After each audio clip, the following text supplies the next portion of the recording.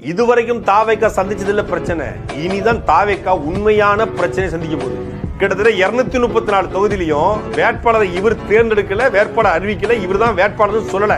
ஆனா பல பேரு சட்டமன்ற உறுப்பினராகவே வாழ்ந்துகிட்டு இருக்கான். 2-3 பேர் இருப்பான், சரி இவர் இல்லைன்னா நமக்கு தான் வாய்ப்பு அப்படின்னு வேலை பார்ப்பான், வேலை பார்த்து காத்திருப்பான். அதே போலதான் அதிமுக, அதே போல மல கட்சிகளை வேட்பாளரை அறிவிக்காமலே சட்டமன்ற உறுப்பினராகவே வாழ்ந்து கொண்டிருக்கிறவன் என்ன பண்றான்னா, ஒரு ஆள் தானே சீட் கொடுக்க முடியும். 234 வேட்பாளர் தான், கிட்டத்தட்ட 2500 பேர் அவன் வேலை பார்த்து வச்சிருக்கான்.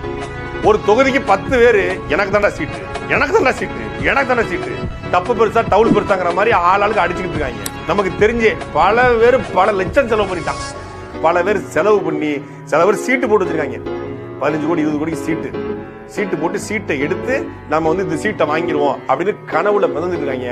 எழுதி வச்சுக்கோங்க, புக் மார்க் பண்ணி வச்சுக்கோங்க. அன்றே கணித்த சாட்டின்னு பல பேர் அன்னைக்கு சொல்லுவீங்க. இன்னொரு 1 மாசத்துல விஜய் வேட்பாளர் பட்டியல் வெளியிட்ட உடனே பல பேர் வெளியேறுவான்.